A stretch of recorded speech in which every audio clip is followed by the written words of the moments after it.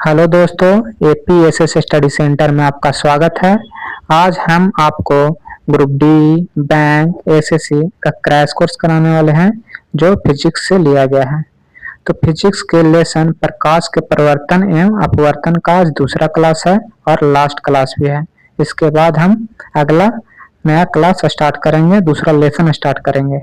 अगर आप इसका पहला क्लास नहीं देखे हैं तो मेरे चैनल के प्लेलिस्ट में जाकर जरूर देख लें। तो चलिए हम आज का दूसरा क्लास स्टार्ट करते हैं। क्वेश्चन नंबर 51, अपवर्तन क्या है? माध्यम बदलने पर प्रकाश का मुड़ना अपवर्तन कहलाता है। अपवर्तन क्या है? माध्यम बदलने पर प्रकाश का मुड़ना अपवर्तन कहलाता है। क्वेश्चन नंबर 52, अपवर्तन का कारण। तो प्रकाश की चाल में परिवर्तन अपवर्तन का कारण होता है। अपवर्तन का कारण क्या होता है? तो प्रकाश की चाल में परिवर्तन। क्वेश्चन नंबर 53, अपवर्तन के नियम किसने दिए? बिली बॉर्ड स्नेल ने। अपवर्तन के नियम किसने दिए? बिली बॉर्ड स्नेल ने। क्वेश्चन नंबर 54, स्नेल का नियम। स्नेल का नियम क्या है? n1 sin i बराबर n2 sin r। स्नेल का नियम क्या है? n1 sin i बराबर n2 sin r। Question number 55, अपवर्तनांक का सूत्र क्या है? n बराबर c बाई भी। अपवर्तनांक का सूत्र क्या है? n बराबर c बाई भी। क्वेश्चन नंबर 56, अपवर्तनांक की एसआई इकाई क्या है? तो कोई इकाई नहीं होता। अपवर्तनांक की एसआई इकाई क्या है? तो कोई इकाई नहीं होता। क्वेश्चन नंबर 57, सघन माध्यम क्या है? जहां प्रकाश की चाल कम हो सघन माध्यम कहलाता है। सघन माध्यम क्या है? जहां प्रकाश की चाल कम हो सघन माध्यम कहलाता है। क्वेश्चन नंबर 58, दुर्लभ माध्यम क्या है? जहां प्रकाश की चाल अधिक हो। दुर्लभ माध्यम क्या है? तो जहां प्रकाश की चाल अधिक हो वहां दुर्लभ माध्यम कहलाता है। क्वेश्चन नंबर 59, सघन में जाने पर किरण कैसी मुड़ती है? तो अभिलंब की ओर। सघन में जाने पर किरण कैसी मुड़ती है? तो अभिलंब की ओर। क्वेश्चन नंबर 60, दुर्लभ में जाने पर तो अभिलंब से दूर। दुर्लभ में जाने पर अभिलंब से दूर। क्वेश्चन नंबर 61, क्रांतिक कोण क्या है? तो वह आपतन कोण है जहां अपवर्तन कोण 90 डिग्री हो। क्रांतिक कोण क्या है? तो वह आपतन कोण है जो अपवर्तन कोण 90 डिग्री हो। क्वेश्चन नंबर 62, पूर्ण आंतरिक परिवर्तन क्या है?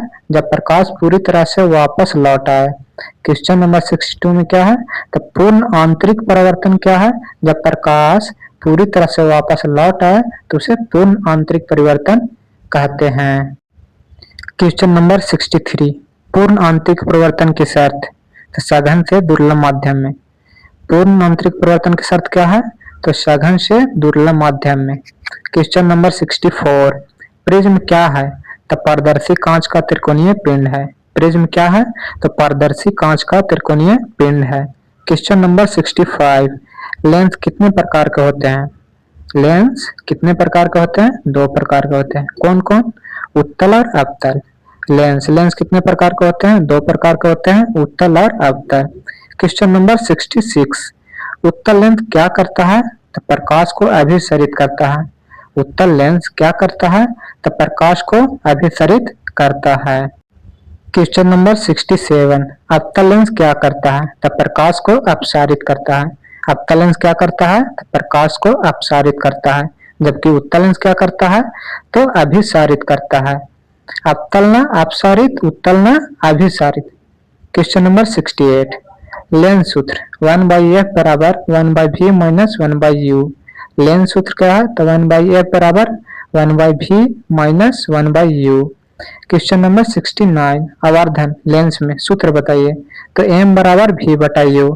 आवर्धन का सूत्र m बराबर v बटा u। क्वेश्चन नंबर 70, लेंस की शक्ति का सूत्र p बराबर 1/f। लेंस की शक्ति का सूत्र क्या होता है? तो p बराबर 1/f। क्वेश्चन नंबर 71, लेंस की शक्ति की इकाई डायोप्टर होता है। लेंस की शक्ति की इकाई क्या होता है? डायोप्टर। क्वेश्चन नंबर 72, उत्तल लेंस की फोकस दूरी धनात्मक होती है। उत्तल लेंस की फोकस दूरी कैसी होती है? धनात्मक। क्वेश्चन नंबर 73, अवतल लेंस की फोकस दूरी ऋणात्मक होती है। अवतल लेंस की फोकस दूरी ऋणात्मक होती है। उत्तल लेंस की फोकस दूरी में धनात्मक, जबकि अवतल लेंस की फोकस दूरी ऋणात्मक।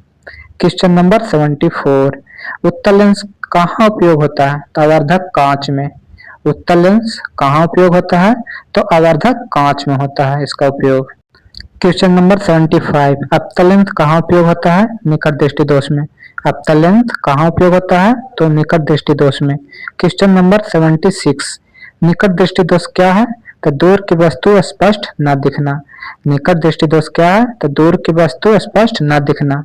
मतलब इसका कहने का मतलब निकट दृष्टि दोष में निकट की वस्तु स्पष्ट दिखता है जबकि दूर की वस्तु स्पष्ट नहीं दिखती है। क्वेश्चन नंबर 77, दूर दृष्टि दोष क्या है? तो पास की वस्तु स्पष्ट न दिखना। दूर दृष्टि दोष क्या है? तो पास की वस्तु स्पष्ट न दिखना। इसका कहने का मतलब है कि दूर दृष्टि दोष में दूर की वस्तु स्पष्ट दिखाई देती है जबकि पास की वस्तु स्पष्ट न दिखाई देती है। क्वेश्चन नंबर 78, निकट दृष्टि दोष का उपचार क्या है? अवतल लेंस। निकट दृष्टि दोष का उपचार क्या है? अवतल लेंस। क्वेश्चन नंबर 79, दूर दृष्टि दोष का उपचार उत्तल लेंस से। दूर दृष्टि दोष का उपचार उत्तल लेंस से जबकि निकट दृष्टि दोष का उपचार अवतल लेंस से। निकट दृष्टि दोष का उपचार अवतल लेंस से। इसमें एक सूत्र होता है 2 त 3 3 त 4। 2 त 3 मतलब दूरी, दो का है दो और दूर, तो उत्तल लेंस। 3 त 4, 3 न निकट, निकट में 3 शब्द है तो 4 अवतल 4 हो जाएगा 4। क्वेश्चन नंबर 80, मानव नेत्र में कौन सा लेंस है? उत्तल लेंस। मानव नेत्र में कौन सा लेंस है? तो उत्तल लेंस। क्वेश्चन नंबर 81, नेत्र का अपवर्तनांक लगभग कितना होता है? 1.33। नेत्र का अपवर्तनांक लगभग कितना होता है? 1.33। क्वेश्चन नंबर 82, कांच का अपवर्तनांक लगभग कितना होता है? 1.5। क्वेश्चन नंबर 83, पानी का अपवर्तनांक लगभग कितना होता है? 1.33। पानी का अपवर्तनांक लगभग कितना होता है? 1.33।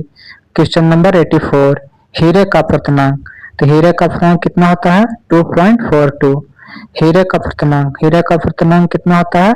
2.42। क्वेश्चन नंबर 85, अपवर्तनांक किस पर निर्भर करता है? तो माध्यम और तरंगदैर्घ्य पर। अपवर्तनांक किस पर निर्भर करता है? तो माध्यम और तरंगदैर्घ्य पर। क्वेश्चन नंबर 86, प्रकाश का विक्षेपण कहाँ होता है? प्रिज्म में। प्रकाश का विक्षेपण कहाँ होता है? तो प्रिज्म में होता है। क्वेश्चन नंबर 87, सफेद प्रकाश कितने रंगों में बढ़ता है? 7 रंगों में बढ़ता है। सफेद प्रकाश कितने रंगों में बढ़ता है? 7 रंगों में बढ़ता है। इसका एक ट्रिक दिया गया है, भिव गयोर, जो क्वेश्चन में लिखा है VIBGYOR, भिव गयोर। क्वेश्चन नंबर 88, विकिरण क्या है? तो प्रकाश का बिखरना विकिरण कहलाता है। विकिरण क्या है? तो प्रकाश का बिखरना। क्वेश्चन नंबर 89, इंद्रधनुष कैसे बनता है? तो अपवर्तन, परावर्तन और विक्षेपण से। इंद्रधनुष कैसे बनता है? तो अपवर्तन, परावर्तन और विक्षेपण से। क्वेश्चन नंबर 90, लेंस में यू का संकेत ऋणात्मक होता है। लेंस में यू का संकेत ऋणात्मक होता है। क्वेश्चन नंबर 91, वास्तविक छवि में भी का संकेत जो लेंस में धनात्मक होता है, वास्तविक छवि में भी का संकेत धनात्मक होता है। क्वेश्चन नंबर 92, आभासी छवि में भी का संकेत ऋणात्मक होता है। आभासी छवि में भी का संकेत ऋणात्मक होता है। इसका मतलब है वास्तविक छवि में भी का संकेत ऋणात्मक होता है जबकि आभासी छवि में भी का संकेत ऋणात्मक होता है। वास्तविक छवि में धनात्मक, आभासी छवि में ऋणात्मक। क्वेश्चन नंबर 93, कौन सा लेंस हमेशा आभासी छवि बनाता है? अवतल लेंस। कौन सा लेंस हमेशा आभासी छवि बनाता है? तो अवतल लेंस।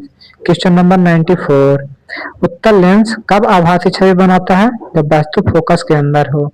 उत्तल लेंस कब आभासी छवि बनाता है? जब वस्तु फोकस के अंदर हो।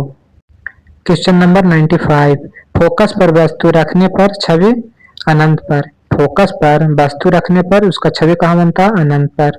क्वेश्चन नंबर 96, अनंत पर वस्तु की छवि उत्तल लेंस में फोकस पर। अनंत पर वस्तु की छवि उत्तल लेंस में फोकस पर। क्वेश्चन नंबर 97, ऑप्टिकल सेंटर क्या है? तो लेंस का मध्य बिंदु। ऑप्टिकल सेंटर क्या है? तो लेंस का मध्य बिंदु है ऑप्टिकल सेंटर। क्वेश्चन नंबर 98, अपवर्तन का उदाहरण। पानी में डाली हुई पेंसिल मुड़ी हुई दिखाई देती है, अपवर्तन का उदाहरण है। अपवर्तन का उदाहरण क्या है? तो पानी में डाली हुई पेंसिल मुड़ी हुई दिखाई देती है। क्वेश्चन नंबर 99, सूर्यास्त लाल क्यों दिखता है? विकिरण के कारण। सूर्यास्त लाल क्यों दिखता है? तो विकिरण के कारण। क्वेश्चन नंबर 100, परावर्तन और अपवर्तन में मुख्य अंतर क्या है? तो परावर्तन में प्रकाश लौटता है जबकि अपवर्तन में मुड़ता है। परावर्तन और अपवर्तन में मुख्य अंतर क्या है? तो परावर्तन में प्रकाश लौट जाता है जबकि अपवर्तन में प्रकाश मुड़ता है। तो आज का लेसन ये समाप्त होता है। अगले वीडियो में नया लेसन स्टार्ट करेंगे। अगर आपको यह वीडियो अच्छा लग रहा है तो लाइक, कमेंट एंड सब्सक्राइब जरूर करें। धन्यवाद।